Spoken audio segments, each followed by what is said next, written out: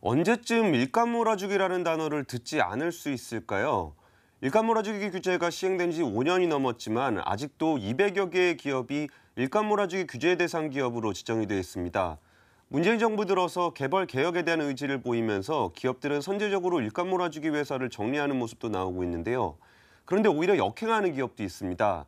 총수 일가의 뒷주머니를 채우는 수단으로 쓰였던 일감 몰아주기가 어떻게 변화하고 있는지 자세한 내용 함께 나눠보겠습니다.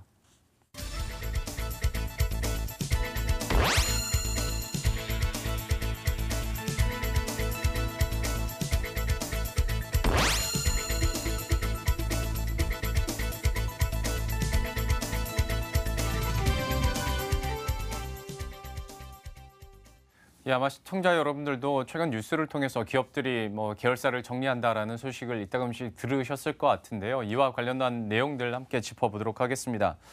최근에 좀 안정적으로 수익을 내는데도 불구하고 계열사를 정리하는 이슈들이나 뉴스들이 있지 않습니까? 예, 요새 좀 대기업들이 좀 좋은 회사, 좀 알짜 회사 좀 판다는 얘기 나오면은 거의 대부분 일감 몰아주기 해소 차원이더라고요. 그렇죠. 예. 구체적으로 지금 상황이 그러면 어떻게 되는 겁니까? 그러니까 그게 뭐 자연스럽게 그렇게 된 거라는 정론도 있긴 하지만 예. 아무래도 이제 공정거래법 개정안이 지금 법과 국회 논의를 진행을 하고 있습니다. 거기서는 이제 일감 몰아주기 기준이 굉장히 강화가 되는데요. 이전까지는 총수 일가가 직접적으로 회사를 보유한 것 중에서 30% 이상 지분을 가진 회사들이 이제 그 일감 몰아주기 규제 대상이 됐습니다. 네. 그런데 이게 일단 20% 이상으로 높아졌기 때문에 이전에 이제 30% 안 돼. 그랬더니 뭐 29% 이렇게 맞춰놨던 회사들이 다 일감 몰아주기에 포함이 되고요. 예. 그리고 이제 간접 보유라 그래가지고 직접 가지고 있는 건 아닌데 한 쿠션 거쳐서 갖고 있는 회사들이 있었어요. 이제 그런 회사들도 이제 계열사의 50% 이상 지분을 가진 그 다른 계열사 같은 경우도 포함이 되면서 규제 대상 기업이 231개에서 607개로 늘어나게 됩니다. 이 개정안이 아직 통과는 안 됐지만 그거에 앞서서 통과되고 바로바로 할 수는 없으니까 미리 좀 준비하는 모습들을 보이고 있습니다. 예. 그럼 구체적으로 일감 몰아주기 해소를 위해서 계열사를 정리하고 있는 기업들은 어디가 있습니까? 그러니까 일감 몰아주기 얘기하면 대표적으로 나오는 그룹이 이제 GS그룹이거든요. 예. GS그룹 같은 경우는 허창수 회장의 아버지 때 이렇게 팔형제가 있습니다. 팔형제가 계열사를 가지고 있기 때문에 상호 간에 거래를 하게 되면 이게 다 일감 몰아주기 회사로 잡히게 됩니다. 근데 그 이전까지는 GS그룹 같은 경우에는 이게 우리가 이런 가족사가 있어서 이런 거다. 거래 가격 자체에는 문제가 없고 일감을 몰아주거나 어떤 사익 편취라는 건 아니다라는 이제 그 대답을 하면서 좀 버티고 있었는데 지금 최근 들어서는 굉장히 적극적으로 좀 대응을 하고 있는 모습들을 좀 보이고 있습니다. GS그룹은 이제 큰 틀에서 나눠보면은 GS 칼텍스를 비롯한 정유 산업이 좀 있고 GS 리테일이나 홈쇼핑 같은 사업들이 있어요. 네. 근데 여기에 있는 물류 일감들을 이제 5째 그 작은아버지의 그 계열사인 승산이 대부분 그 물류업을 하고 있었거든요. 예. 그러면 여기서 물류를 안 주게 되면은 승산 같은 경우는 할 일이 없어지는 상황이라 이게 좀 쉽지 않을 거다 그런 얘기가 있었는데 네. 그 승산 같은 경우에는 GS 칼텍스의 윤활유, 윤활유 운송 사업을 하던 곳을 매각을 하게 됐습니다. 예. 그럼 아무래도 일감 거래 관계가 끊기게 될 거고요. 또 GS 리테일 같은 경우에는 물류 자회사를 또 따로 만들었어요. 지금 구체적으로 뭘 하겠다는 얘기는 안 나오지만 아무래도 승산과의 내부 거래를 줄이겠다는 포석으로 좀 읽히고 있습니다. 그리고 또 이제 그 대표적인 전산 일감들이 일감 몰아주기의 대표적인 기업으로 많이 꼽히잖아요. 네. GS그룹 같은 경우는 GS ITM이라는 곳이 있었는데 예. 이거를 지분 매각을 하겠다라고 해서 추진을 하고 있고요. GS그룹 같은 경우는 이제 그 건물 관리 를 하는 회사가 이제 NC타스라는 데가 있었는데 여기는 이제 아예 청산을 했습니다. 그리고 이제 3세, 4세들이 여기 이제 그 석유화학 제품들을 중국에 판매하는 위너셋의 자회사들이 있었는데 예. 여기도 좀 매각을 한다고 좀 추진을 하고 있습니다. 그러면 이렇게 적극적으로 해소를 하면 실제로 좀 많이 이게 줄고 있는 겁니까? 뭐 줄긴 줄죠. 예. 근데 GS그룹 같은 경우는 거래 관계가 워낙 복잡하고 이게 네. 또 이게 거래 관계가 끊기가 좀 어려운 회사들이 좀 있긴 해요. 예를 예. 들어서 그 보험 개발 같은 경우에는 그 빌딩에 이제 계열사 3곳이 들어가 있어요. 그러면 그 건물에 계열사 3곳 들어가면 나머지 일감이 나올 여지가 없잖아요. 네. 그러다 보니까 이제 보험 개발이 가지고 있는 회사는 거의 일감을 100% 가지고 있는 상황이고 이런 상황을 김상조 위원장도 어느 정도 인정을 하긴 했습니다. 이제 가족 기업들끼리 거래를 하는 경우에 내부가 있긴 하다는 걸 좀 인정을 하고 있지만 뭐 그래도 이제 이런 부분까지 좀 해소를 하려고 하는 겁니다. 또 하나는 그 프로케어라는 회사가 있는데 여기는 GS 리테일 부회장님의 어떤 그 아이들, 그러니까 두 딸이 보유하고 있는 회사예요. 네. 근데 그 회사에서는 이제 일감을 직접적으로 주진 않아요. 그러니까 GS 그룹에서 일감을 주는 건 아닌데 외갓집 이게 태광그룹이 외곽집이거든요. 네. 거기에 계열사들이 들어가서 일감을 주고 있습니다. 그러니까 이게 일감 규제 대상에 해당하는 기업은 아니지만 이거 뭐 사실상 일감회사 아니냐라는 그렇죠. 좀 비판을 좀 받는 게 좀 있고요. 예. 또 그 GS 칼텍스에서 만들어내는 그 석유화학 제품을 통해서 이제 그 약품 도매를 하고 있는 텍 인터내셔널 같은 경우에도 이 원재료를 거기서 안 받아오면 또 만들 수가 없잖아요. 네. 그러니까 여기도 이제 일감몰아주기를 정리하기가 좀 쉽지 않을 것 같습니다. 근데 어쨌든 정리하기 힘든 건 힘든 거고 열심히 하고 있는 건 열심히 하고 있는 거기 때문에 여기에 대해서 이제 공정거래위원회가 어떻게 평가할지가 약간 좀 주목이 되고 있습니다. 그러니까 원래 내부 계열사끼리 거래를 하다가 이제 남에게 주려면 아까운 생각이 들 수밖에 없고 이익까지 잘났었다면 더 아까울 것 같은데 정리하는 과정에서 그러면 이 일감들은 누가 받아가게 되는 겁니까? 굉장히 궁금하죠. 예. 저도 좀 줬으면 좋겠고 하는 생각이 좀 들긴 하는데 예. 그래서 이전까지는 대주주 지분율이 30%였잖아요. 네. 그러니까 이거를 29.9% 이렇게 낮추는 식으로 좀 규제를 회피를 했어요. 그러다 보니까 뭐 사실상 일감은 그대로 있는 거 아니냐, 일감은 그대로 주고받고 있는 거 아니냐라는 비판을 좀 받아왔는데요. 그래서 이제 그 내부 거래가 많은 그 사업부라든지 그 기업 자체를 매각하는 작업을 좀 하고 있습니다. 그런데 그 일감이라는 거를 되게 남한테 주기 좀 아깝잖아요. 그렇죠. 그리고 또 경쟁사한테 줄 수도 없는 거잖아요. 예. 그러다 보니까 여기에 이제 핵심 주체로 떠오르고 있는 것이 바로 사모펀드입니다. 사모펀드 같은 경우는 주인이 이게 펀드라 보니까 돈이잖아요. 그러니까 운용 수익에는 관심이 있겠지만 직접적으로 경영이라든지 좀 정무적 판단을 하지 않다 보니까 사모펀드에 매각하는 일들이 좀 많이 보이고 있는데요. 최근에 SK그룹 같은 경우는 SK해운을 좀 한행컴퍼니에다 매각을 하기로 했습니다.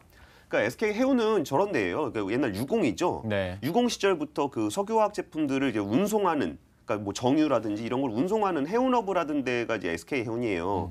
근데 여기가 이제 57% 정도 지분을 가지고 있는데 SK가 그러니까 이게 지분율을 조금만 낮추면 여기 일감 몰아주기에서는 이렇게 제외가 될 수는 있어요. 네. 근데 그렇게 안 하고 아예 그냥 매각을 하겠다라고 했는데 여기서는 그 SK해운의 지금 부채 비율이 굉장히 높기 때문에 어떤 재벌 대주주 차원에서의 증자가 좀 필요한 기업입니다. 네. 그래서 여기서 이제 증자를 하는 것보다는 아예 매각을 해서 그냥 깔끔하게 정리를 하겠다는 포지션을 잡은 걸로 보이고요. 또 LG그룹 같은 경우에 이제 소모품 그러니까 MRO라고 보통 얘기하는데 네. 우리 쓰는 볼펜이라든지 예. 아니면 A4지라든지 뭐 이런 것들을 공급하는 거는 이제 너무 쉬운 일감이잖아요. 그래서 이 부분을 이제 삼성이나 한화나 이런 MRO 사업을 하는 곳들이 있었어요. 네. 근데 다 정리를 했거든요. 근데 그 LG그룹 같은 경우에는 서브원이 그 일을 하고 있었는데 그동안 정리를 안 해왔습니다. 그러다 이제 구강모 회장이 취임을 하고서 이제 정리를 하면서 사모펀드에다 매각을 하겠다고 했는데요. 아무래도 그 친부인 구강모 희성그룹 회장이 어떤 그 검찰의 수사를 받는다든지 이런 좀 이렇게 정무적인 압박도 좀 받은 것이 아니냐라는 분석이 좀 나오고 있습니다. 이 밖에도 총수 일가가 보유한 지분들을 정리하는 일들이 많이 나타나고 있는데 이웅열 코롱그룹 회장 같은 경우는 전산자회사 아까 말씀드렸던 전산일감 많이 네. 있잖아요. 그런 자회사였던 코오롱 베니트라는 곳에 이제 지분을 가지고 있었는데 야 내가 지분을 가지고 있는 것이 문제라고 한다면은 그 지분 그냥 전략 팔겠다. 내부 그 지주사에다 팔겠다 해서 코오롱에다 현물 출자를 했고요. 또 LS그룹 같은 경우는 총수 일가가 가지고 있던 가온전선 지분을 그냥 그 계열사에다 매각하겠다. 지분 내가 안 가지면 되는 거 아니냐. 예. 이렇게 해서 매각을 했고요. 태광그룹 같은 경우는 이호진 전 회장이 한 1,000억 원 상당의 지분을 그냥 계열사에 무상 증여를 했습니다. 예. 이래가지고 좀 지분을 정리하는 모습도 보이고 있습니다. 참 지금까지 계열사 정리를 버티고 있던 기업들도 정부의 어떤 일감 몰아주기 근절 의지가 워낙 강하다 보니까 변화를 주고 있는데 그럼에도 불구하고 여전히 버티는 기업도 있다고요. 예, 그러니까 여기는 왜 이렇게 역행을 하는지가 예. 좀 의아스러울 정도 회사인데 네. 한국타이어입니다. 네. 한국타이어 같은 경우는 지금 계열사의 9개가 지금 사익 편취 규제 대상으로 규정이 돼 있고요. 또 그 국세청에서 세무조사를 뭐 지난 7월에 받았는데 이것도 뭐 일감 몰아주기와 관련이 있는 것 아닌가라는 얘기가 나오고 있습니다. 대표적인 회사를 보면은 타이어를 만들려면은 이제 고무를 집어넣는 금형이 있잖아요. 예. 금형은 반드시 필요한 그 제품 설비인데 이거를 이제 자회사인 MK 테크놀로지가 만들고 있습니다. 네. 그러면 자회사가 이제 만들어가지고 그 이익을 한국 타이어하고 이제 공유하는 것까지는 괜찮은데 여기에 그 조양래 회장의 두 아들인 조현식 부회장과 조현범 사장이 직접 출자를 하고 있습니다. 이러다 보니까 이게 뭐 결국은 한국 타이어가 일감을 줘서 버는 돈을 한국 타이어가 먹는 게 아니고 이제 사주 일가가 먹는 거 아니냐는 비판을 받고 있고요. 또 엠프론티어라는 회사가 있는데 여기도 대표적인 아까 몇 번 언급드렸던 전산 일감을 차지하고 있는 회사입니다. 네. 여기는 그 조현범 회장, 조현식 부회장을 비롯해서 그 조 씨의 그 3남매가 이 회사의 지분을 전체를 가지고 있습니다. 그래서 다른 회사들은 이거 뭐 굳이 법적으로까지 문제가 되진 않지만 도덕적 비판을 받고 있기 때문에 정리를 하고 있는데 한국타이어는 아직까지 이걸 정리한다는 얘기가 전혀 나오지 않고 있습니다. 그래서 그 김상조 위원장 같은 경우에는 이게 일감몰아주기냐 아니냐를 떠나서 계열과 관련된 회사를 총수 일가가 경영을 하는 목적도 아니고 그러니까 이게 그 경영 참여라든지 어떤 그런 목적이 아닌데 이거를 개인 지분을 가지고 있는 거는 결국 개인 주머니를 채우기 위한 목적으로 보고 있다라고까지 경고를 한 적이 있어요. 그래서 이제 이런 부분들이 좀 문제가 되고 있는데 이게 더 문제는 앞으로도 더 이렇게 심각해지고 있다는 게 더 이제 큰 문제인 것 같아요. 네. 예를 들면은 한국타이어에서 이제 그 조영래 회장의 첫째 아들인 조현식 부회장 같은 경우는 신양관광개발과 아노텐 금속이라는 계열사의 최대 주주입니다. 이래가지고 오히려 아노텐 금속의 지분을 좀 정리를 할 필요가 있는데 네. 오히려 100% 지분을 더 취득하는 방식으로 강화가 돼 있는 상황이고요. 예. 조현범 부사장 같은 경우는 오히려 없던 밖의 회사를 매입을 함으로써 이게 사익 편집 규제 대상 기업에 추가가 됐습니다. 근데 이 사건은 좀 앞으로도 눈여겨보실 필요가 좀 있을 것 같은데 네. 이 YKT라는 회사예요. 근데 YKT의 주요 주주가 조현범 부사장이 최대 주주고 뭐 2대 주주가 있고 이제 3대 주주가 있는데 그 주주들이 예전에 기억하시는 분들이 있을지 모르겠지만 조현범 부사장이 그때 MB 뭐 사위 주가 조작 의혹 뭐 이런 거 해가지고 주가 조작 의혹에 좀 얽혔던 일이 있었어요. 네. 그리고 저희 조현범 부회장은 좀 풀려나긴 했지만 나머지 분들은 좀 그래도 그 형사처벌을 받게 됐는데 그분들이 다시 그 YKT라는 회사로 좀 모이고 있는 거예요. 그래서 야 저 회사 가지고 또 뭐 하려 그러냐라는 의혹의 눈길들을 좀 받고 있는데 좀 특히 좀 더 이상했던 것 중에 하나가 한국타이어 계열사 중에 굉장히 알짜 자회사였던 아트라스 BX 다룬 적 있지 않은가요? 뭐 종목에서 상장 폐지시킨다 그래가지고 예. 소액 주주들이 굉장히 반발을 했었어요. 이렇게 좋은 회사를 왜 우리 주식을 뺏어가려고 하냐. 근데 거기가 가지고 있던 그 알짜 계열사를 아까 그 말씀드렸던 YKT의 2대 주주의 회사로 좀 매각을 하는 일이 좀 있었습니다.